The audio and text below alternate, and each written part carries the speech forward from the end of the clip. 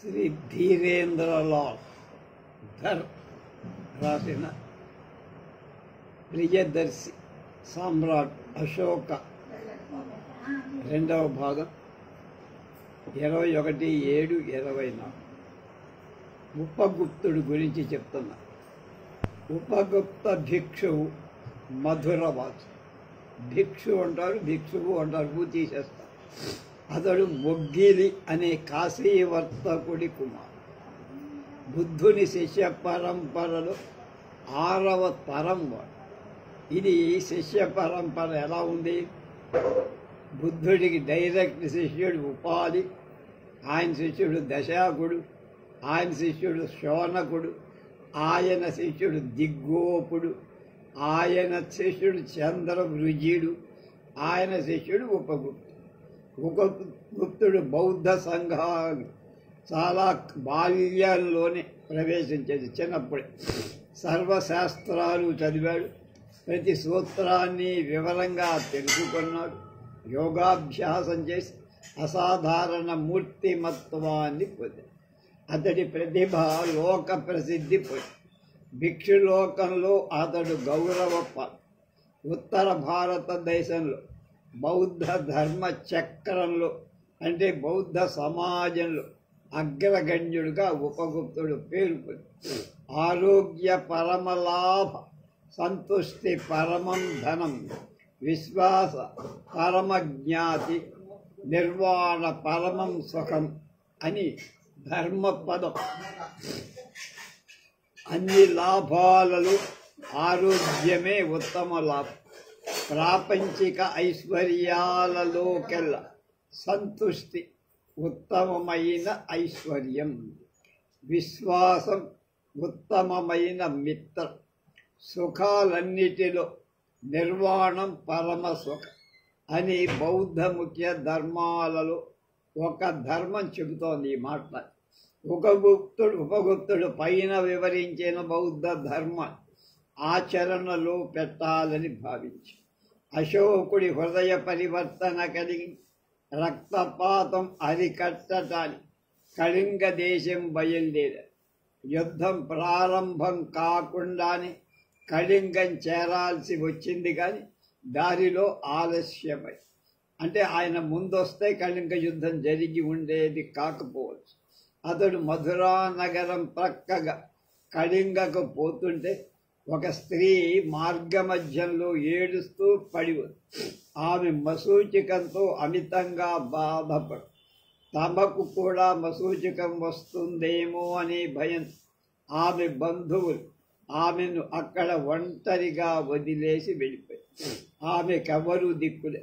ఉపగుప్తుడు సన్యాసి. ఈ వ్యాధి తనకు అంటుతుందనే భయం లేదు. మానవ సేవయే పరమావధి అని అతడి మతం. అందుచేత అక్కడ ఉండి ఆమెకు సంరక్షణ చేసి ఇంతలో అశోకుడు కళింగ దేశం మీద దండెత్తడం, జయించడం అంతా జరిగిపోయి. తీర్థయాత్ర. అశోకుడు బౌద్ధ మతాన్ని స్వీకరించిన వెంటనే ఉపగుప్తుడి వెనక తీర్థయాత్రలకు బయలుదేరి వాళ్ళిద్దరూ పట్టపు ఏనుగుపై ప్రయాణం చేశారు. ఇద్దరూ రాజఛత్ర నీడలోనే ప్రయాణం.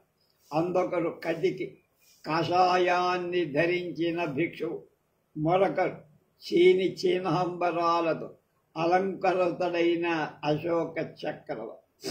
రక్షక భటులు, సైనికులు, ఉద్యోగులు ఊరేగింపు వెంట నడిచారు.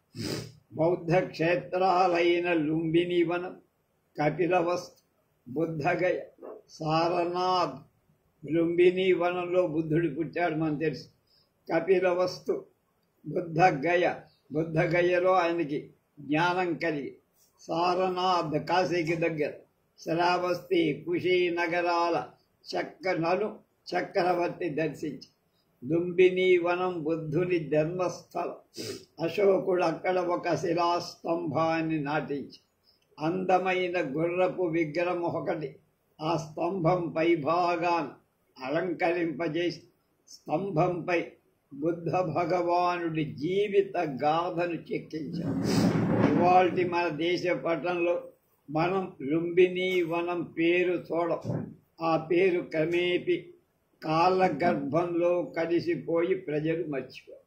ఆ ప్రదేశం ప్రస్తుతం దుల్హా జిల్లా పట్టణంలో రుబిందై అనే పేరుగా మారింది. లుంబిని రుబిందై అనే పేరుగా. అశోకుడు అక్కడి నుండి తరలి కపిలవస్తు వెళ్ళారు. బుద్ధుడి బాల్యం అక్కడ జరిగింది. అక్కడనే గౌతముడు మరణించాడు. రోగం, బాధ, వార్ధక్యాలు చూసి రాజభోగాలు వదిలేసి సింహాసనం కదిలి భిక్షపై ఆ స్థలం పవిత్రతకు స్మారకార్థం అశోకుడు అక్కడ కూడా ఒక స్తూపం నిర్మించి శిలాస్తంభాన్ని నెలకొల్పాడు. అనంతరం బుద్ధ గయ వెళ్ళాడు. అక్కడ నైరంజన నది కట్టపై బోధి వృక్షం. ఆ వృక్షపు నీడలో బుద్ధుడు 6 సంవత్సరాలు ధ్యాన మగ్నుడయ్యాడు. మానవ కళ్యాణం కోసం 2190 రోజులు సర్వశక్తులు కేంద్రీకరించి తదేక దీక్ష కఠిన తపస్సు చేశాక జ్ఞానోదయమై ఆ రోజు నుండి గౌతముడు తథాగతుడు అయ్యాడు. అశోకుడు ఆ బోధి వృక్షం చుట్టూ చదును చేసి రాతి పరుపు అంటే చుట్టూ రాళ్ళు పరిపించాడు ఎత్తుగా. ప్రతి ఊళ్ళో కూడా రచ్చబండలాగా అలతాది. ఆ చక్రవర్తి అక్కడ నుండి కాశీ క్షేత్రానికి 7 మైళ్ళ దూరం అంటే 12 కిలోమీటర్ల దూరంలో ఉన్న సారనాథ్ చేరారు. ఆ రోజుల్లో ఆ ప్రదేశం ఇసి అనే పట్టణంతో పిలిచే దాని పేరు అది ఇసి. సారనాథ్ కాదు, ఇసి. బుద్ధ భగవాన్ జ్ఞానోదయమైన తర్వాత మొట్టమొదట ఈ సారనాథ్ అనే ఇసి పట్టణంలో ధర్మ బోధ ఇక్కడే మొదటిసారి చేసి తర్వాత ఈ ఉపన్యాసాన్ని బౌద్ధ మత మూల సూత్రాలుగా అందరూ పరిగణించి ఇక్కడ కూడా అశోకుడు స్తూపాన్ని నిర్మించి శిలాస్తంభాన్ని నెలకొల్పాడు. ఆ స్తంభంపై బౌద్ధ సంఘాలు, రాజకీయ ఉద్యోగులు పాటించాల్సిన అన్ని సూత్రాలు చెక్కించి ఆ స్తంభ పైభాగాలు 4 తలలు గల సింహాన్ని చెక్కించి అదే మనకి అశోక చక్రవర్తి సింహంగా జాతీయ చిహ్నంగా ఉంది. ఆ చిహ్నాన్ని మన స్వతంత్ర భారతం రాజముద్రగా government emblem, central government emblem కాదు. అక్కడ నుండి అశోకుడు శ్రావస్తి నగరం చేరాడు. బుద్ధుడు ఇక్కడ చాలా కాలం గడిపారు. ఇక్కడి నుండే బుద్ధుడి సందేశం యావత్తు భారతదేశం వ్యాపించి బుద్ధుడి మొదటి శిష్యుడైన ఆనందుడు, సారిపుత్రుడు, మౌద్గల్యాయనుడు బౌద్ధమత ప్రచారం చేసి ఇక్కడే చనిపోయాడు. విఖ్యాతిగాంచిన జేతవన విహారం ఇక్కడే ఉంది. ఈ విహారం చుట్టూ అశోకుడు 6 స్తంభాలు నాటించి ఆ స్తంభాలకు వృషభ విగ్రహాలు తలకట్టుగా చెక్కించాడు. పైన ఎద్దు బొమ్మలు, వృషభం బొమ్మలు చెక్కి చక్రవర్తి తన యాత్ర ముగించటానికి కుషీనగరం వచ్చి బుద్ధ భగవానుడు నిర్యాణం పొందిన స్థలం ఇదే. ఇక్కడ అశోకుడు ఒక స్తంభాన్ని ఏర్పాటు. ఆ స్తంభం ఇప్పటికీ అక్కడ అడ్రస్ లేదు.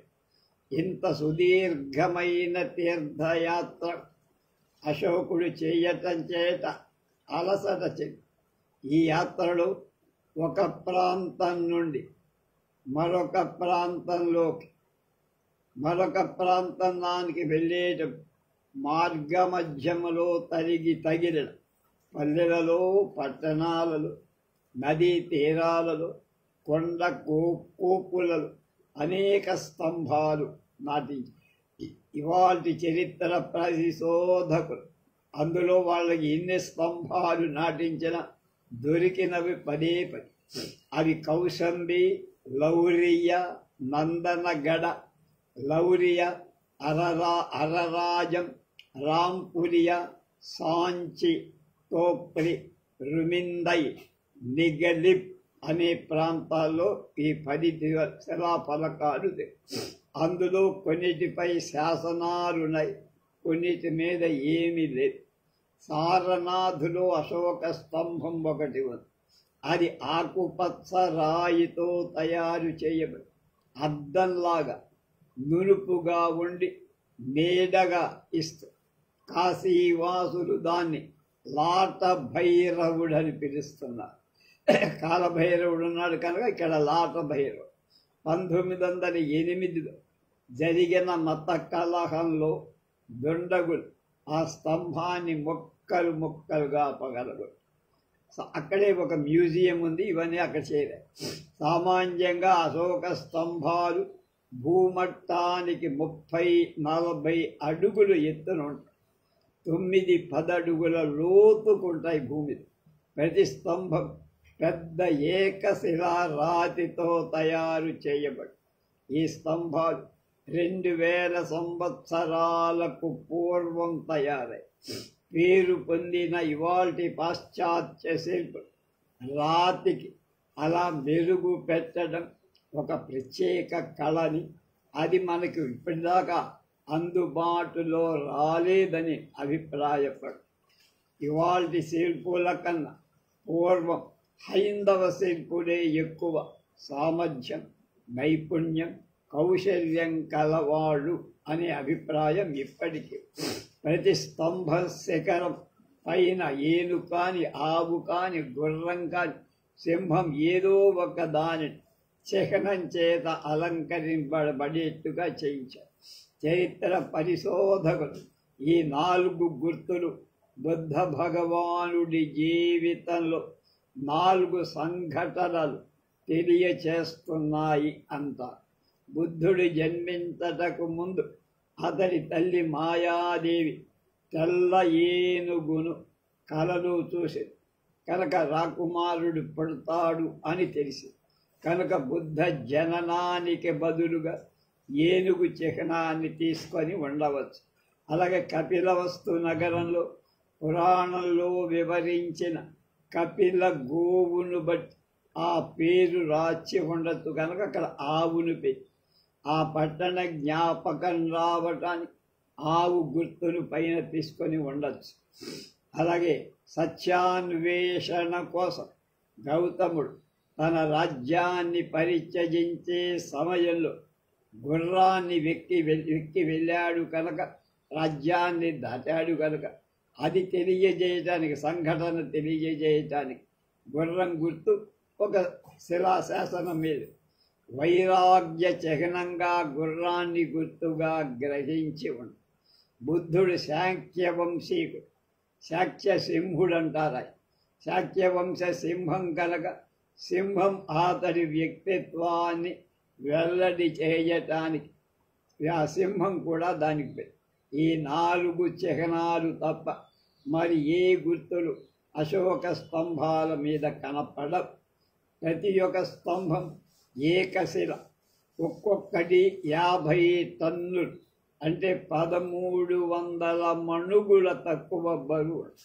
ఇంత బరువైన పెద్ద స్తంభాల పర్వతాల నుండి ఎలా తీశారు, వందలాది మైళ్ళ దూరం పగలకుండా ఒక ప్రాంతం నుండి మరొక ప్రాంతానికి ఎలా తరల్చారు వాటికి ఊహించటానికి కష్టం. ఇది ఆ రోజుల్లో ఎంతటి బరువైన వస్తువులు పైకి లేపడం. ఇవాళ మన క్రేన్లు ఉన్నాయి, అప్పుడు లేవు.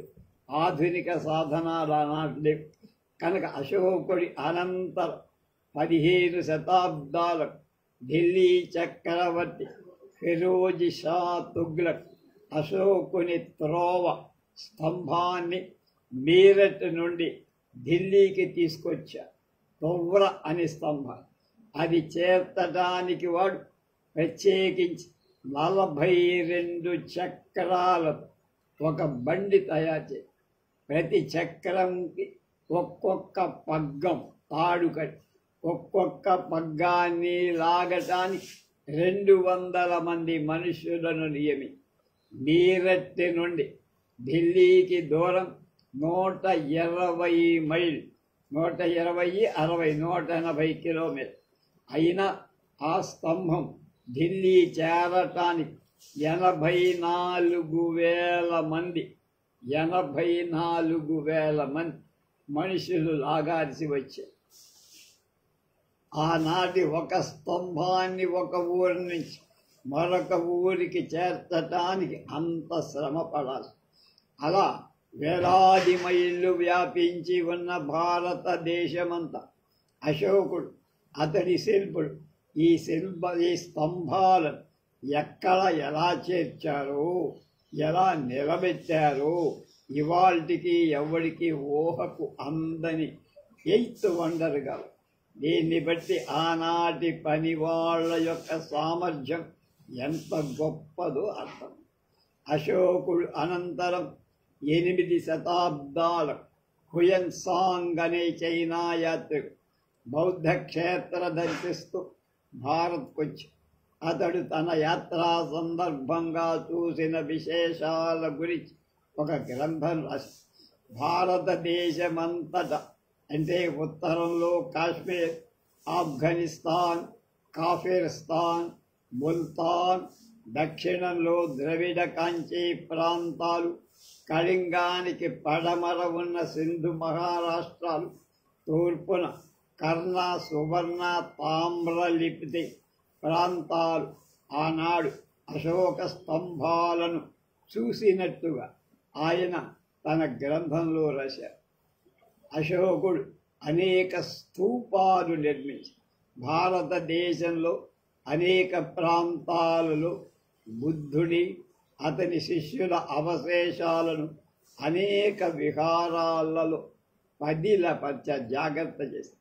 వాటిపై అశోకుడు అనేక స్తూపాలు నిర్మించాడు. మనకి రాంచీలో, సాంచీలో, ఇందాక చెప్పిన సారనాథులో, అమరావతిలో అలాంటివి 80 నిర్మించినట్లుగా బౌద్ధ రచనల వల్ల మనకు అర్థమవుతుంది.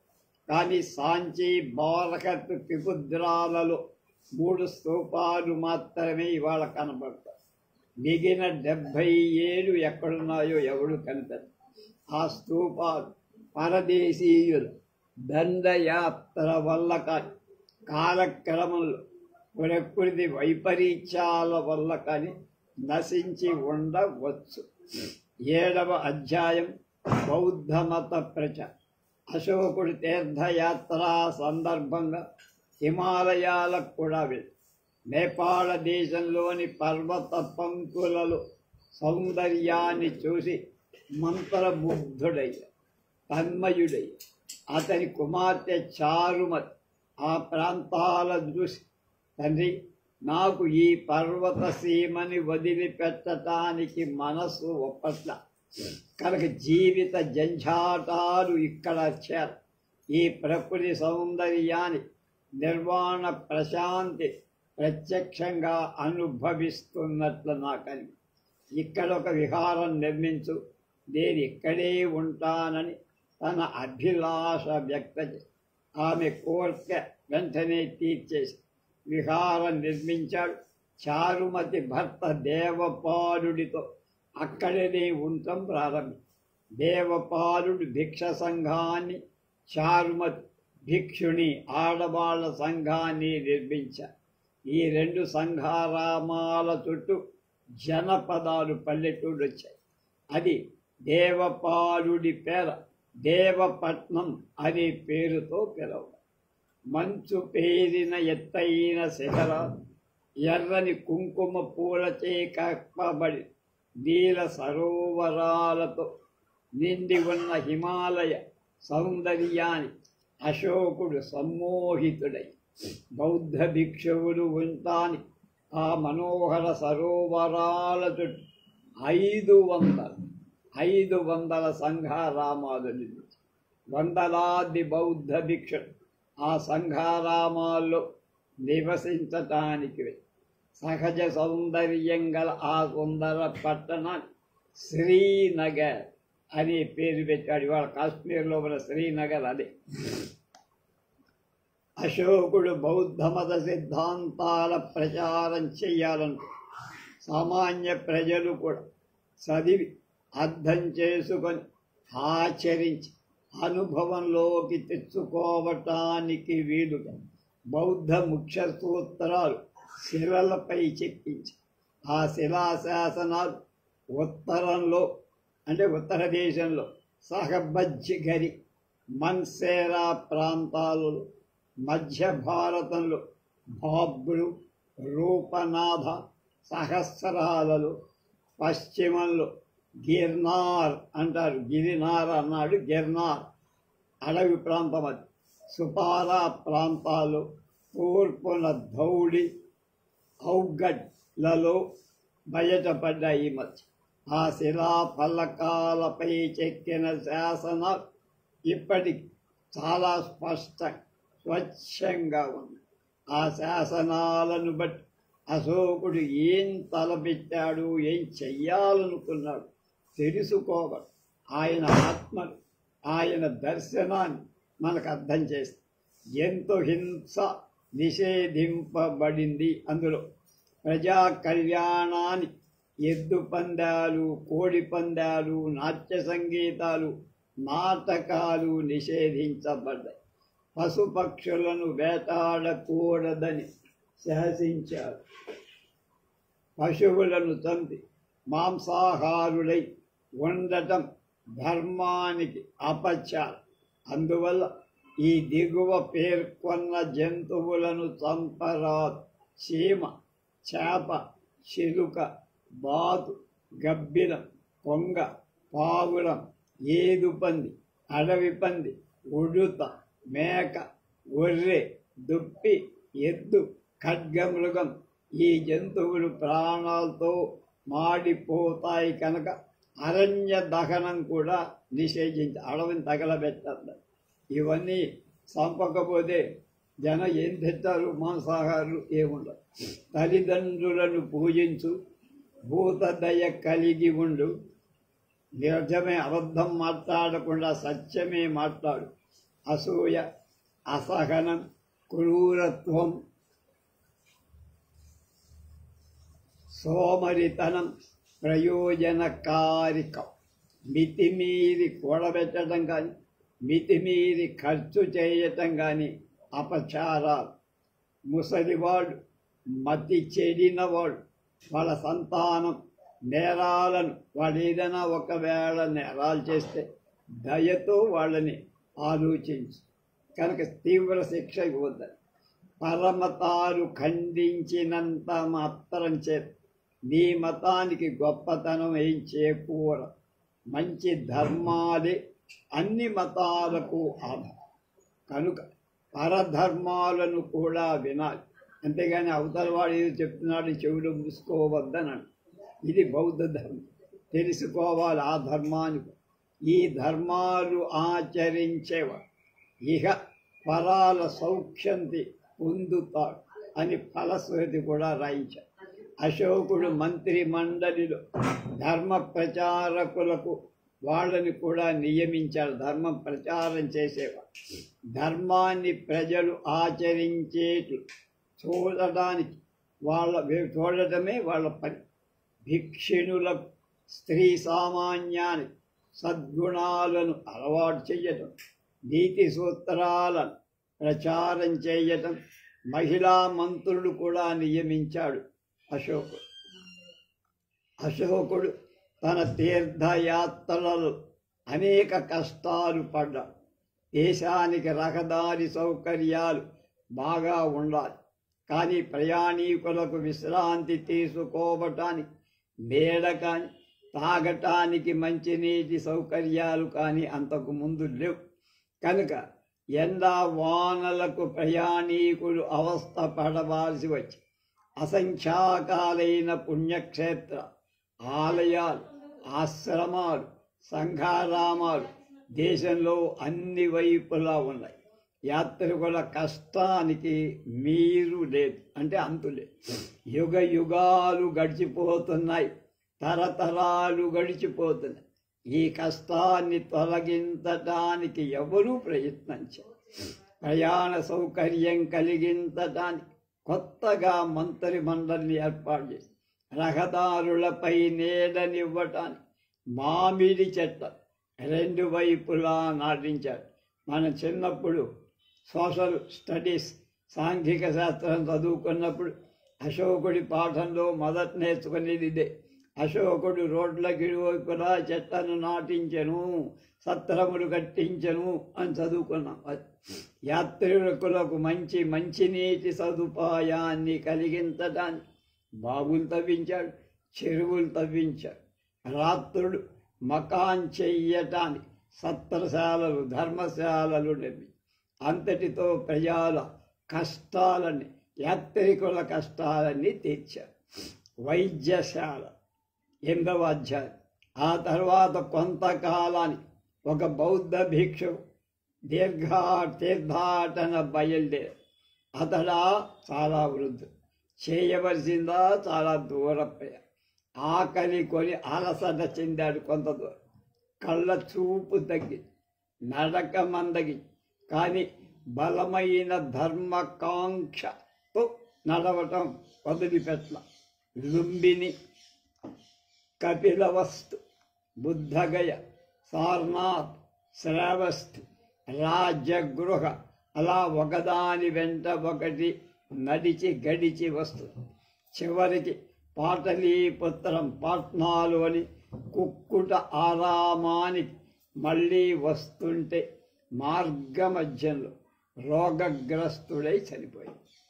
కనుక ఈ వార్త అశోకుడికి తెలిసి భిక్షువుకు సకాలంలో చికిత్స జరగనందు మంత్రిని పిలిచి అడిగాడు. రిపోర్ట్ ఇమ్మంటారుగా అలా. అక్కడ చికిత్స చేయటానికి తగిన ఏర్పాట్లు కానీ మందులు కానీ అందుబాటులో లేవని మంత్రి చెప్పారు. నా రాజ్యంలో ఇలాంటి దుర్వ్యవస్థ కొనసాగకూడదు. పాటలీ నగరపు 4 ద్వారాలలో 4 కేంద్రాలు, వైద్య కేంద్రాలు ఏర్పాటు చేసి అన్ని రకాల ఔషధాలు సిద్ధం చెయ్యాలి, డాక్టర్లను కూడా ఏర్పాటు చెయ్యాలని ఆజ్ఞాపి. ప్రయాణీకులకు మార్గమధ్యంలో సుస్థి చేస్తే చికిత్స చేయటానికి దగ్గర పల్లెలు ఏవైనా ఏర్పాట్లున్నాయా అని అడిగాడు మళ్ళా మంత్రి. ఒక వైద్యును నియమిస్తే కాని రోగికి చికిత్స చేయటానికి వీల్లేదు మహాప్రభూ అన్నాడు. అందుకై రాజ్యమంతటా వైద్యశాలలు, హాస్పిటల్స్ నిర్మించి రోడ్లకు ఇరువైపులా ఓషధల చెట్లను పెంచాలి అని శాసించారు. రాజాజ్ఞ దేశమంతటా ప్రచారం చేయబడటమే కాక శిలలపై, మర్చిపోతారేమో, శిలలపై కూడా రాయించారు. సర్వసమ్మానితుడైన అశోక చక్రవర్తి తన రాజ్యంలో ప్రజల వైద్య సౌకర్యాలకు అవసరమైన అన్ని రకాల ఏర్పాట్లు. తామ్రపర్ణి అంటే ఇవాళ సింహళం నుండి చోళ మండల పాండ్య సత్యపుత్ర అంటే మైసూర్ని సత్యపుత్ర అంటారు. కేరళ పుత్ర మలబార్, అంతియోకస్ రాజ్యమైన గ్రీస్ వరకు ఇలాంటి ఏర్పాటు చేశారు. గ్రీసు దేశం దాకా రాజ్యం. మానవులకే కాక పశువులకు కూడా వైద్యశాలలు నిర్మించారు. అవసరమైన ఔషధాలు రాజ్యమంతటా, అంటే ఔషధి మొక్కలు రాజ్యమంతటా నాటించి పెంచి మొదలైన వివరాలు ఎలా తెలుస్తాయి మనకు ఎవరు చెప్తాడు? ఆ శాసనాల మీద రాయించాడు అశోకుడు చేసిన పనులు. అందువల్ల తెలుసు. ఈ శిలాశాసనం సౌరాష్ట్రం అంటే గుజరాత్లో గిర్నార్లో మనకు కనబడు. ఆ కాలంలో ప్రపంచంలో మళ్ళీ చెప్తున్న ప్రపంచంలో ఏ ఇతర చక్రవర్తి ప్రజాక్షేమం కూడా, ప్రజలంటే జంతువులు కూడా ఇలాంటి సదుపాయాలు ఏర్పాటు చెయ్యలేదు. ప్రపంచం మొత్తం మీద అశోకుల్లాగా ప్రజాక్షేమాన్ని గురించి పట్టించుకున్న చక్రవర్తిదే. ప్రపంచ చరిత్రలో ప్రజలతో పాటు పశువుల వైద్యశాల నిర్మించిన మొట్టమొదట చక్రవర్తి అశోకుడు, సమ్రాట్ అశోక్. పరమత సహనం. తక్షశిలలో టక్శిల అంటారు ఇంగ్లీష్. ఉపరాజు తిష్యుడి హత్య చేయబడినట్లు అకస్మాత్తుగా అశోకుడికి వార్త వచ్చింది. తమ్ముడవుతారు. ఈ వార్త అశోకుడికి పిడుగుపాటుగా అనిపించింది. కానీ చక్రవర్తి విచారించటానికి కూడా అక్కడ టైం లేదు, వ్యవధి లేదు. శత్రువులు ఆ సరిహద్దులలో పుంచి ఉన్నారు. కన్నీరు తుడుచుకున్నారు. 18 ఏళ్ల ప్రాయంగల తన పెద్ద కుమారుని మహేంద్రుణ్ణి తక్షశిలకు పంపారు. చక్రవర్తి ఆకుల పడుతూనే ఉందంటే బాధ. ఆ విషాద సంఘటనలకు గల కారణాలు తెలుసుకునే ప్రయత్నాలన్నీ చేస్తున్నారు. దానికి తన అసమర్థతే కారణం అని అర్థం చేసుకుంది. ధర్మ ప్రచారం, ప్రజల మనస్సు మార్చుటట్టుగా ప్రచారం చెయ్యలేకపోయా నేను అని బాధపడి, కనుక నా ధర్మ ప్రచారం ప్రజల మనస్సులను మార్చలేకపోతుంది. ఏదో తూతూ మంత్రంగా సాగి తన పరిపాలనలో కొన్ని లోపాలు ఉండి ఉండొచ్చు. కనుక అలా కాకపోతే తన రాజప్రతినిధి, తన సోదరుడు అయిన తిష్యుడు తన రాజ్యంలోనే ఎందుకు చంపబడ్డా అని తనకు తానే ప్రశ్న వేసుకు తన ప్రజల జీవితం మరింత సుఖవంతం చెయ్యాలనుకుని, అవసరం అయితే యథేచ్ఛగా ప్రజలంతా అసమయాలతో నిమిత్తం లేకుండా చక్రవర్తి తమ కష్ట సుఖాలు నివేదించుకునే అవకాశం కల్పించాలి. ఆలయంలో ఉన్న, సంఘారామంలో ఉన్న, ఉద్యానవనంలో ఉన్న, అంతఃపుర వినోదంలో ఉన్న, రాణులతో ఉన్నప్పుడు చక్రవర్తి అన్ని వేళల తన ప్రజలు చెప్పుకోవడానికి, కష్టాలు వినటానికి సిద్ధంగా ఉన్నాడు అని అందరికీ తెలిసేట్టు చేసి దూర ప్రాంతాల నుండి చక్రవర్తి వద్దకు స్వయంగా రాలేకపోతే చక్రవర్తి చేత ప్రత్యేకంగా నియమింపబడిన ప్రాతిభేదకులు అని ఉంటారు. వాళ్ళ ద్వారా మనకి పంపించచ్చు చక్రవర్తి. వాళ్లకు తెలియపరిస్తే వాడు ఆ విషయాన్ని కూలంకషంగా చర్చించి చేసి వాళ్ళకి ఎలాంటి ఉపాయం ఎలాంటి ఏం చెయ్యాలో చేస్తారు. ప్రతి ఒక్క కష్టాన్ని నివారించవచ్చని చక్రవర్తి అభయం ఇచ్చాడు. అది అశోక చక్రవర్తి ప్రకటనలాగా చెప్పాడు. ప్రజా సంక్షేమాన్ని పాలించటానికి చక్రవర్తి ఆచరింపాల్సిన విధానాలను సూచించవలసిందిగా మహావీరులను అందరినీ సమావేశపరిచి వాళ్ళని డిమాండ్ చేయడం అర్థించాడు, రిక్వెస్ట్ చేసి. ధర్మయాత్ర, ధర్మఘోష, ధర్మ విజయ, ధర్మదాన, ధర్మానుగ్రహ, ధర్మమంగళ, ధర్మానుస్వస్తి ఇవి చక్రవర్తి పాటించవలసిందిగా స్థవిరులు నిర్ణయించారు. బౌద్ధ పుణ్యక్షేత్రాలను దర్శించడం ధర్మయాత్ర. అశోకుడు అది పూర్తి చేసేశాడు. ధర్మాన్ని ప్రచారం చేయటం ధర్మఘోష. బౌద్ధ ధర్మాన్ని అశోకుడు స్తూపాల మీద, స్తంభాల మీద, శిలా ఫలకాల మీద చెక్కించి ప్రచారం చేశారు. ఆ రెండు ఆయన తీర్చారు. శీలం, సత్యం, అహింసలతో ప్రజా హృదయాన్ని వశం చేసుకోవటం ధర్మ విజయం. కళింగ యుద్ధం తరువాత అశోక చక్రవర్తి అహింసా సిద్ధాంతాన్ని ఔదల దాల్చి ధర్మ విధుల నిర్వర్తించి ప్రజా హృదయాల్ని చూరగొన్నాడు. అది కూడా చేసి ధర్మ ప్రచారానికి దానం చెయ్యటమే ధర్మదానం. అంటే ప్రచారంతో పాటు దానం కూడా చేయాలి. ధర్మ ప్రచారానికే చక్రవర్తి తన సర్వస్వాన్ని అర్పించి తన పుత్రులను కూతుర్ని కొడుకులు కూడా బౌద్ధ ప్రచారానికే అర్పించిన మహానుభావుడు. ఇతరులకు ధర్మ విధులు ఆచరించటానికి సరిపైన సదవకాశం కల్పించడం దాన్ని ధర్మ అనుగ్రహం అంటారు. చక్రవర్తి వైద్యశాలలు ఏర్పాటు చేశాడు, పశువులకి మానవులు. యాత్రికులకు వందలాది ధర్మ రాజ్యికలు నిర్మించాడు. సత్రం ప్రయాణ సౌలభ్యాన్ని కూర్చాడు, రోడ్డు బాగు చేయించాడు, రోడ్ల పక్క నీడ కోసం చెట్లు, ధర్మశాలలు, అలా అన్నీ మంచినీటి సౌకర్యం. అవినీతిని దుర్వర్తనను నిర్మూలించి ప్రజలలో ధర్మనిష్టను పెంపొందించటాన్ని ధర్మ మంగళం అంట.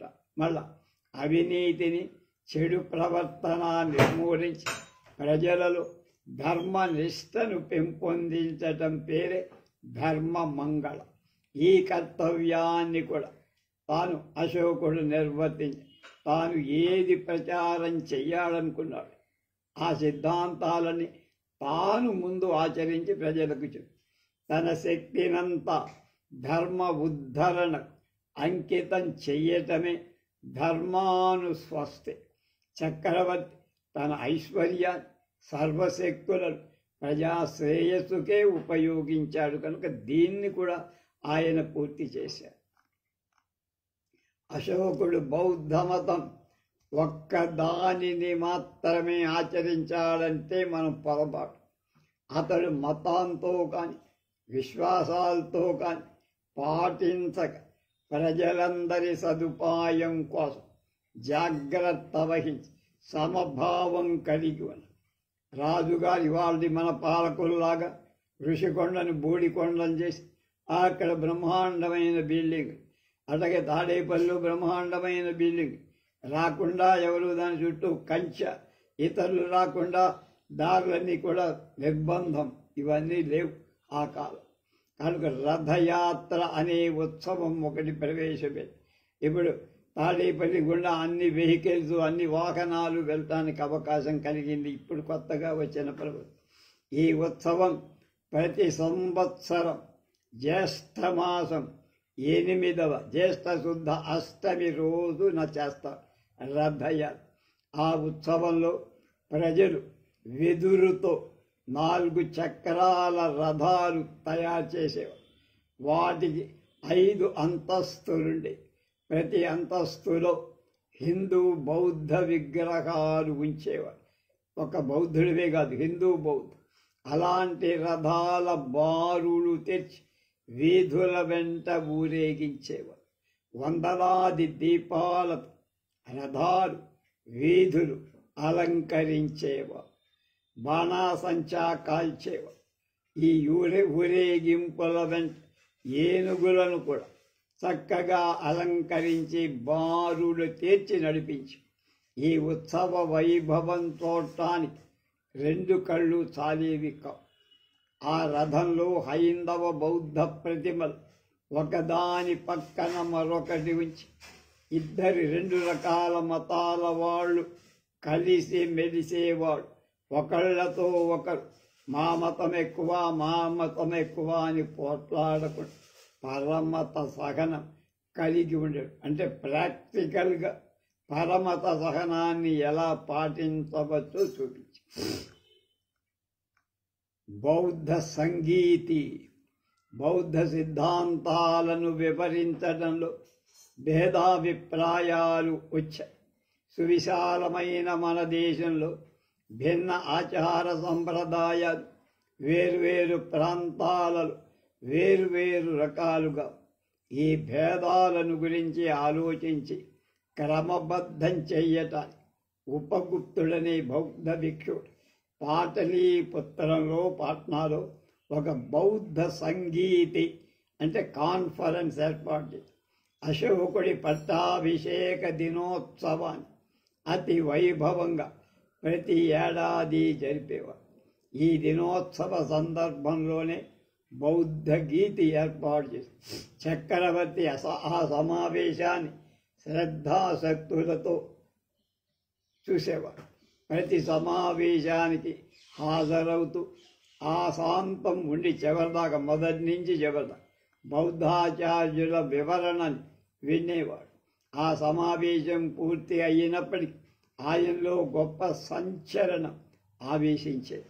అతడిలో ధర్మ అభిరతి ఎక్కువై ఒకనాడు అశోకుడు, ఓ గురుదేవా, మన ధర్మంలో తెలిపిన గొప్ప దానం ఏమిటి చెప్పగలరా, మీరు చెప్పండి అని అడిగాడు. అప్పుడు ఉపగుప్తుడిని అడిగాడు. తన ప్రియతమమైన వస్తువు, అంటే తనకు బాగా ఇష్టమైన వస్తువు ధర్మ ఉద్ధరణకు సమర్పించటమే అని ఉపగుప్తుడు. మనం కూడా కాశీకో లేకపోతే ప్రయాగకో వెళ్ళి మనకి ఇష్టమైన ఆహార పదార్థాన్ని, కాయగూరలో లేదో ఒకదాన్ని వదిలేస్తాం.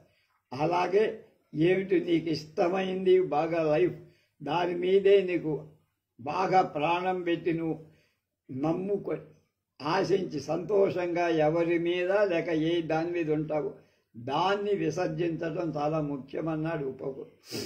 మానవులకు ప్రియతమమైందేది అని అడిగాడు. మళ్ళా పుత్రుడి కన్నా మానవుడికి ప్రియతమైన వస్తువు లేదా. ఈ సంభాషణ జరిగేటప్పుడు రాకుమారుడు రాకుమార్తె రాజదర్బారులో ఉన్నారు. చక్రవర్తి ఒక చూపు అలా చూసి మహేంద్ర రాకుమారుడు ఆ చూపులోని భావాన్ని గ్రహి వెంటనే తండ్రి దగ్గరకి వెళ్ళి నిలబడి, తండ్రి, దయ ఉంచి నన్ను ధర్మ ప్రచారాన్ని కాంకగా చెయ్య. నాకు రాజ్య కార్యం కంటే ధర్మ విధులే చాలా ఇష్టం అని మహాభిక్షువు ఉపగుప్తుడు నవ్వి, తండ్రి చాలు బిడ్డలు, మీరు నూలు చాలు గుడ్డలు, అంటే ఆ ఇంగువ కట్టిన గుడ్డ అంటనే అలాంటి వంశంలో పుట్టారా మీరు, గొప్పవాడు. అప్పుడు నువ్వు భిక్షు జీవితంలో కష్టాలు సహించగలవా నాయన, రాజ సౌఖ్యాలు అనుభవిస్తున్నావు అని అడిగారు. మహేంద్రుడు చాలా కాలం నుండి బౌద్ధ భిక్షువైన మహదేవ మాధ్యంతికులకు శిష్యుడిగా ఉన్నాడు. సంఘం, ధర్మం, బుద్ధుడు అవి త్రిశరణాలు, వాటిని పొందుతున్నాడు అని చెప్పారు. ఆ తర్వాత రాకుమార్తె సంఘమిత్ర ముందుకు వచ్చి, నా సోదరుని అడుగు జాడలను అనుసరిస్తా, మా అన్నయ్య అనుదారు, మీరు అనుమతించండి అని తండ్రి అశోకుణ్ణి అడిగి, మహాపండితులైన అయూపాలాచార్యులు, ధర్మపాల ఉపాధ్యాయులు ఆ సభలో ఉన్నారు. అమ్మా, నీకు పెళ్ళయింది, నీ భర్త అనుమతి తీసుకోవాలి, వాడి అనుమతి లేకుండా నువ్వేం చెయ్యరాదు అని ఆచార్య అయోపాలుడు రాజకుమారితో అన్నారు. అగ్నివర్మ నాతో ధర్మతత్వశాస్త్రాన్ని అభ్యసించారండి. అంటే భర్త. అతడు ధర్మ ఉద్ధరణ కుతూహల పడుతాడే కానీ నేను పడుతాడని నేను నమ్ముతున్నా, అంటే నన్ను ఉద్ధరణడు అని చెప్పు. చక్రవర్తి కళ్ళు అల్లుడి మీద పడ్డ. అవును ప్రభు, బౌద్ధ ధర్మ ఉద్ధరణకు నేనేదైనా అర్పించటానికి సిద్ధంగా అని అగ్నివర్మ వెంటనే సమాధానం. అంటే ఎక్కడ అంబిగ్యూటీ అంటేనే సందేహం అనేది లేదు. సంఘమిత్ర మహేంద్రుడు ముండనం చేయించుకొని, జుట్టు గొరిగించుకొని, బోడిగుండు కొట్టించుకొని, కాషాయ అంబరాలు ధరించి భిక్షాపాత్రలు తీసుకు బౌద్ధ భిక్షువులై ధర్మ ప్రబోధానికి ఉపక్రమించి, ఆ రోజుల్లో పాటలీపుత్రం నుండి సింహళం వెళ్ళటానికి 2 వారాల కాలం పట్టి, బెంగాల్లో ఉన్న తామ్రలిప్తి రేవును చేరటానికి 1 వారం, అక్కడి నుండి సింహళంలోని తామ్రపర్ణి చేరటానికి ఇంకొక వారం. రిస్త్రీయుడు, ఉత్త్రీయుడు, సంబరుడు, భద్రసారుడు అనే మరి 4 భిక్షుకులను వెంటబెట్టుకుని మహేంద్రుడు సింహళంకెళ్ళాడు. ఆ 10 భిక్షువులు తామ్రపర్ణిలో అడుగు పెట్టగానే ఆ ప్రాంతంలోని ప్రకృతి సౌందర్యాన్ని చూసి వాడు తన్మయులే. వారొక అడవి గుండా వెళుతున్న సింహళరాజు దేవానాం ప్రియ తిష్యుడు అడవికి వేటకి వచ్చి వాళ్ళని చూసి ఆశ్చర్యపడి, ఎవరండి మీరు అని అడిగారు. మేము బౌద్ధ ప్రచారకులం, మగధ చక్రవర్తి దేవానాం ప్రియదర్శి అనే పేరు ఉన్న అశోక సమ్రాట్ బుద్ధ భగవానుడి సందేశం బోధించి ప్రచారం చెయ్యాలని మమ్మల్ని అప్పుడు మహేంద్రుడి జవాబు, మీ పేర్లను తెలుసుకోవచ్చా అన్నది. అప్పుడు మహేంద్రుడు తన తోటి భిక్షువులను పరిచయం చెయ్యారు. తామందరూ ఉపగుప్తాచార్యుల శిష్యుల మంచి. సింహళరాజు, మహేంద్రుడా, నువ్వు మగధ యువరాజు మహేంద్రుడు కాదు కదా అని ఆశ్చర్యం. అవును ప్రభు, నేను వెనకరా కుమారునే, కానీ ఇప్పుడు బౌద్ధ భిక్షువు. చేత భిక్షాపాత్ర ధరించి ధర్మ ప్రచారం చేస్తున్నవాడు. బౌద్ధ ధర్మం పరమంగా సత్యాన్ని అన్వేషిస్తున్నా. సింహళరాజు మహేంద్రుడి వైపు చూసి, ఏ వ్యక్తి ఒక రోజున రాజభోగాలు అనుభవిస్తూ చక్రవర్తిగా అధికారం నిర్వహించగలడు. ఎవరో ఒకప్పుడు తన వ్రేలి చూపు మాత్రంతో ఆర్యావర్తానంత కంపింప చేయగలడు చక్రవర్తిగా. అతడు ఇవాళ భిక్షాపాత్ర ధరించి తన ఎదుట నిరుపేద భిక్షువులాగా నిలబడ్డాడు. ఎవరు ఒకప్పుడు చక్రవర్తిగా ఉన్నాడు, అతడిప్పుడు బౌద్ధ భిక్షు. రాజు తన కళ్ళను తానే నమ్మలేకపోయి అతడు ఆ భిక్షువుల తన రాజస్థానాన్ని రావలసిందిగా సగౌరవ ఆహ్వానం చేశారు. ఈ భిక్షువులు బౌద్ధ ధర్మాల రాజకుటుంబంలో సభ్యులతో చర్చించారు.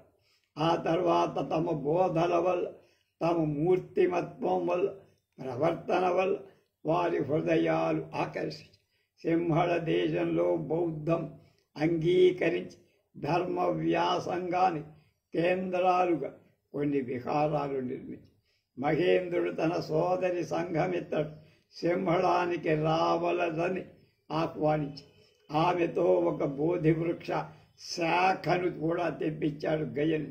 అశోక చక్రవర్తి బోధివృక్షం నుండి ఒక కొమ్మ నరికించి తానే స్వయంగా తామ్రలిప్తి వరకు తీసుకొని వచ్చాడు.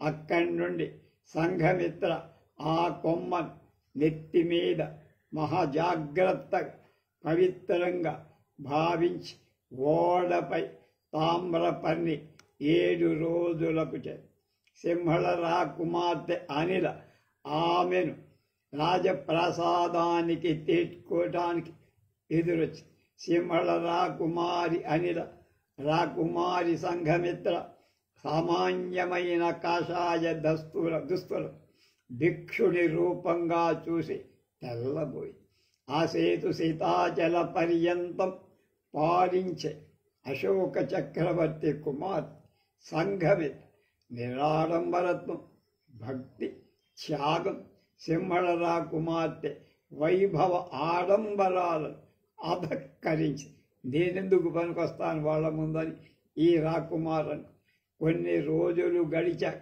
రాజలాంఛనాలతో అతి వైభవంగా ఆ బోధిశాఖను నాటడానికి నిర్ణయించి పట్టణమంతా దీపాలతో పుష్పమాలలతో అలంకరించి బోధి కొమ్మను ప్రతిష్ఠించి ఆ తర్వాత సంఘమిత్ర సింహళ మహిళల్లో బౌద్ధ ధర్మ ప్రచారం చేయటం మొదలుపెట్టి రాకుమారి అనిల భిక్షుని సంఘానికి ఆధిపత్యాన్ని వహించింది. సంఘమిత్రకు సుమనుడనే కొడుకు ఉన్నాడు. అతడి వయస్సు 18. అతడు కూడా సింహళంలో బౌద్ధ ధర్మ ప్రచారానికి బయలుదేరాడు.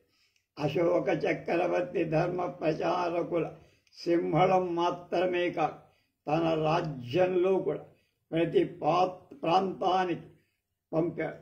మధ్యంతరిక భిక్షువు కాశ్మీర గాంధారాలకు వెళ్ళి ఆమె అక్కడ 80,000 మందికి బౌద్ధ దీక్ష ఇప్పి అలకదేవుడు కాశ్యప గోత్రుడు దుందుభిసారుడు వెంటర మధ్యమ భిక్షు హిమాలయ ప్రాంతానికి వెళ్ళి అక్కడ 80,000 ప్రజలను బౌద్ధంలోకి మార్చి మహారక్షిత భిక్షువు గ్రీక్ జాతీయ, అతడు మగధలో బౌద్ధ దీక్ష పొందాడు.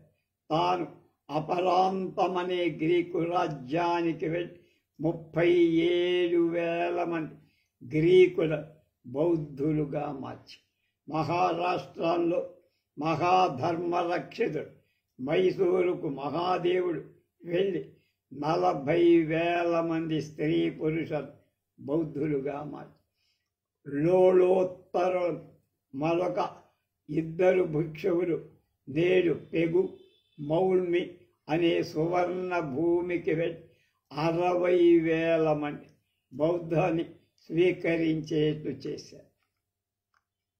అంత్య జీవితం అశోకుడు దీంతో అయిపోతుంది అనుకోండి. ఇలా ఉండగా అశోకుడి పట్టమహిషి అసంధిమిత్ర దివంగతురాలైపోయి చనిపోయి ఆమె బౌద్ధ ఉపాసి. ఆమె మరణం తరువాత తిష్యరక్షిత పట్టపు రాణి. ఆమె బౌద్ధంలో అంతగా ఆసక్తి లేదు. చక్రవర్తి బుద్ధుడి యందు బుద్ధుడి మతం మీద ఎక్కువ ఆదరణ చూపడం ఆమెకెందుకో నచ్చల. మరొక వైపున బౌద్ధుల వలన బ్రాహ్మణులకు ద్వేషం కూడా కలదు. తిష్యరక్షిత పట్టపు దేవి అయిన అవకాశాన్ని బ్రాహ్మణులు ఉపయోగించుకునే ప్రయత్నం చేశారు. రాణి దగ్గరికి చేరారు, ఆమె దువ్వారు. బౌద్ధ భిక్షువులు రాజుకు మంత్రశక్తిని ప్రయోగించి తమ చేతి కీలి బొమ్మగా చేసుకున్నారు. ధర్మ ప్రచారం పేరిట రాజధనాన్ని అపహరిస్తున్న కొద్ది కాలంలో ఖజానా అంతా ఖాళీ అవుతుంది, మీకేం మిగలదు. ధనం పోతే పోయి సామ్రాజ్యం ఎలా నిలుస్తుందమ్మా అని ఏవేవో సాకులు చెప్పి రాణిని నమ్మి బ్రాహ్మణులు మగధ రాజ్యంలో బౌద్ధంలో గల ప్రభావాన్ని దెబ్బతీసే ప్రయత్నాలు. వాళ్ళు బోధి వృక్షం తల్లి వేరును తెగ నరకి చంపటానికి భూమిలో ఒక స్వరంగం కూడా తప్ప. కానీ అందొక బ్రాహ్మణుడు మిగిలిన వాళ్లతో ఏకీభవించాల. అప్పుడు ఆ విషయం రాకుమారుడు ధర్మ వివర్ధనుడికి చెప్పాడు. అతడు ఆ బోధి వృక్షాన్ని రక్షించటానికి బుద్ధగయ హుటాహుటిగా వెళ్ళాడు. భూమిలో తవ్వించిన సొరంగం ఎక్కడ ఉందో కనుక్కొని పూడ్పించి ఆ వృక్షాన్ని హాని జరగకుండా కాపలా పెట్టించి ఈ వార్త రాజ్యంలో అన్ని వైపులా పాకి ప్రజలు ఈ విషయాన్ని పలవలు చేసి చెప్పుకోవటం ప్రారంభించి గాసిప్ సర్వ. బ్రాహ్మణులు కొందరు మళ్ళా రాణి వాసం చేసి మన పేర్లు ప్రజల నోట్లో నాంతున్న సవతి తల్లి రాణి అయినందుకు సహించక యువరాజు ధర్మ వివర్ధనుడు ఈ మాయోపాయం పని తమ పేరు రచ్చకీర్చాడని రాణిని ఎగదూసి రాణి ధర్మ వివర్ధనుడిపై ఉగ్రురాలై అవకాశం కోసం ఎదురుచూస్తుంది. ఆమె అనుకున్నట్టు అవకాశం కూడా వచ్చి మహేంద్రరా కుమారుడు సింహళంలో ఉండటం వల్ల చక్రవర్తి ధర్మ వివర్ధనుడి తక్షశిలకు ఉపరాజుగా నియమించు. చక్రవర్తి సంతకంతో ఆజ్ఞాపత్రం ఒకటి రాకుమారుడు తక్షశిల చేరకుండగానే రాకుమారుడు అక్కడికి చేరిన తక్షణం వాడి కళ్ళ గుళ్ళు పీకేయమని ఆజ్ఞాపత్రం రాయబడి ఉంది. హిమాలయంలో గుణాళ అనే పక్షి ఉంటుంది. ఆ పక్షి ఆకుని చూడటానికి ఎంత సొంపుగా, ఆ పిట్టను పోలిన రాకుమారుడి నేత్రాలు చూడటానికి కూడా చాలా సొగసుగా ఉండటం చేత అశోకుడు అతన్ని కుణారుడు అని ముద్దుగా పిలుచుకొని రాకుమారుడు తక్షశిల చేరి అందుకొనిన మొదటి పత్రం చక్రవర్తి పేర వచ్చిన ఆజ్ఞాపతి. అది చదువుకొని ఒక క్షణం కూడా సంకోచించగా మంచిది, నా గుడ్లు పీకెయ్య, నా తండ్రి ఆజ్ఞకు నేను విధిగా లోబడాలి, మా తండ్రి ఎప్పుడు పొరపాటు చెయ్యరు, నా మీదే దోషం ఉండి ఉండవచ్చు అని వెంటనే ఆజ్ఞ అమలైపోయి అంధుడికి రాజకార్యం నిర్వహించడం సాధ్యం కాదు కనుక చక్రవర్తి తన యందు ఇష్టం లేదనే భావం కుణాళుడికి అర్థమై ఇష్టం ఉంటే అలాంటి ఆజ్ఞ విధించడు కదా అని విరక్తి చెంది బౌద్ధ భిక్షువుగా ఈ దుర్వార్త అశోకుడికి చేసి అతడు ఆ వ్యవహారాన్ని సాకల్యంగా విచారణ చేయించి ఆజ్ఞాపత్రం కల్పితమని, బ్రాహ్మణులు రాణితో కలిసి చేసిన కుట్ర ఫలితమని చక్రవర్తికి గూఢచారుడు చెప్పి బుద్ధ భగవాన్ని ధర్మబోధ గానం చేస్తూ ఇంటింటా భిక్షమెత్తుకొని తిరుగుతున్న అంధ భిక్షువు కుణాళుణ్ణి చూసి తండ్రికి అప్పగించి చక్రవర్తి అంధుడైన కుమారుణ్ణి చూడటంతో కన్నీరు మున్నీరుగా విలపించి కుంగిపోయి ఇంత చేసి ఇంటనున్న వాళ్ళ మనసు మార్చలేకపోయానే, తాను ఎలా ప్రజల మన్ననను చూరగొనగలను అనుకున్నా. ఇంట గెలిస్తే కదా రచగలవడం, తాను బౌద్ధాభిమాని అయిన పొరపాటునైన ఒక్క బ్రాహ్మణుడికి కూడా అపకారం చెయ్యలేదే, వీళ్ళు ఎందుకు ఇంత గూడుపుటాని చేశారు. రోజు 6,000 బ్రాహ్మణులు రాజసువారాన్ని భోజనం చేస్తూనే ఉన్నారే, వాళ్ళ ఇంటికే వెళ్ళిపోతుంటారు సువారాలని. అయినా వాళ్ళు కృతజ్ఞత చూపక స్వార్థ బుద్ధిలో మానవత్వాన్ని మరచిపోయి ప్రవర్తించి అగ్ర కులదు వైదిక విజ్ఞానానికి ప్రతినిధులై బ్రాహ్మణులు కుట్రదారులుగా పరిణమించారు. అశోకుడు నిరాశ ఉపగతుడై సింహాసనం వదిలేశాడు. కుక్కుటో రామాని వెళ్ళి అక్కడ శరణు పొంది కుణాళుడి కుమారుడు సంప్రతి సింహాసనం ఎక్కి నాడు ఉత్తర భారతదేశంలో గల బౌద్ధ భిక్షువుల సంఖ్య 3 లక్షలకు పై. ప్రతి 5 ఏళ్లకొకసారి పాట్నాలో బౌద్ధ ధర్మాలు చర్చించడానికి పరిషత్తు ఏర్పాటు చేసి ఆ పరిషత్తుకు చక్రవర్తి వసతి భోజన సౌకర్యాలు ఏర్పాటు చేసి అశోకుడి సింహాసనాన్ని పరిత్యజించిన ఏడాదిలో ఆ పరిషత్తు జరపాలి. అన్ని దిక్కుల నుండి భిక్షువులు పాటలీపుత్రం చేరారు. చక్రవర్తి వారి ఏర్పాట్లకై మనుబడైన సంప్రతిని ధనం ఇవ్వమని కోరారు. చక్రవర్తి దాన ధర్మాలతో ధనాగారంలో పైస కూడా లేదు అని సంప్రతి నుండి జవాబు వచ్చింది. ఆ జవాబు చాలదన్నట్టు సంప్రతి సిగ్గుమారి ఒక ఉసిరి చెక్కను మట్టి మూకుడులో పెట్టి అతి భద్రంగా చక్రవర్తి దగ్గరకి పంపుతూ నువ్వు మిగిల్చిపోయింది ఇదే అని రాసి పంపారు.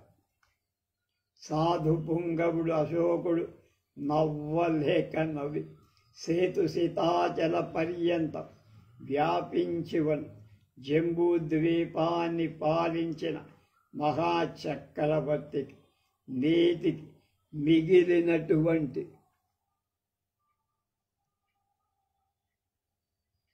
ఆస్తి ఒక్క ఉసిరి చెక్క మాత్రమే. భగవాన్ బుద్ధ ఇక నీదే భారం అని చుట్టూనున్న భిక్షులతో అన్నారు. బుద్ధం శరణం గచ్ఛామి, ధర్మం శరణం గచ్ఛామి, సంఘం శరణం గచ్ఛామి. చక్రవర్తి ఆ దుర్ఘటన తట్టుకోలేక కొద్ది రోజుల్లోనే ప్రాణాన్ని త్యజించారు. అశోకుడి వంటి దయాస్వరూపుడైన చక్రవర్తి ఈ ప్రపంచంలో ఇంతవరకు మరొకడెవరూ పుట్టలేదు. అతడు చక్రవర్తి మాత్రమే కాదు, మానవాతీతుడు. ఒకసారి ఆయన జీవితంలో ముఖ్యమైన సంఘటనలు జరిగినవి తెలుసు. క్రీస్తు పూర్వం 304లో అశోకుడు పుట్టాడు. 286లో 18వ ఏట శాక్య కుమారీదేవిని పెళ్ళాడాడు. 284లో మహేంద్రుడు పుట్టాడు. 82లో సంఘమిత్ర పుట్టింది. 274లో బిందుసారుడు తండ్రి చచ్చిపోయాడు. అన్న సుషుముని యుద్ధంలో ఓడించి సింహాసనం ఎక్కాడు. 270లో పట్టాభిషేకం రాణి అసంధిమిత్ర. 266లో కళింగ యుద్ధం, బౌద్ధ స్వీకారం. 283లో కొణాడుడి జననం. 260-250 మధ్య తీర్థయాత్ర. 252లో మహేంద్రుడు సింహళానికి వెళ్ళడం. 240లో అసంధిమిత్ర మరణం, రాణి శిష్యరక్షిత కావడం. 235లో కొణాడుడు తక్షశిలకు వెళ్ళడం. 232లో అశోకుడు కాల ధర్మాన్ని 72 ఏళ్ల వయస్సులో జరగడం. దీంతో దేవానాం ప్రియదర్శి అని అశోక చక్రవర్తి జీవిత చరిత్ర సమాప్తం. దీన్ని రాసిన వారు హిందీలో రాసి గవర్నమెంట్ సాహిత్య అవార్డు పొందినటువంటి ఆయన ధీరేంద్రలాల్ ధీర్ అనేటువంటి ఆయన ఈ పుస్తకాన్ని రాశారు. ఇది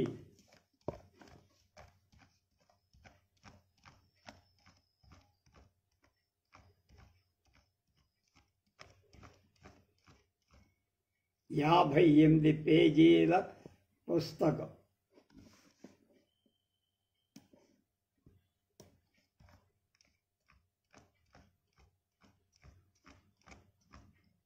భారత ప్రభుత్వ విద్యాశాఖ వారు నిర్వహించిన సార్వజనీన గ్రంథ రచన పోటీలో 1954 సంవత్సరం ప్రథమ బహుమతి పొందిన పుస్తకమిది. ప్రియదర్శి అశోక.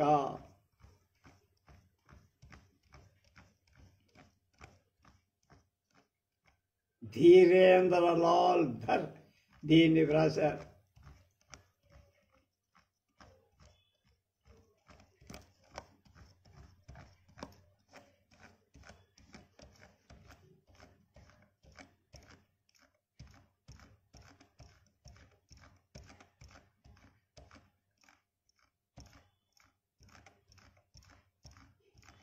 అనువాదం గొల్లపల్లి వెంకటేశ్వరరావు గారు.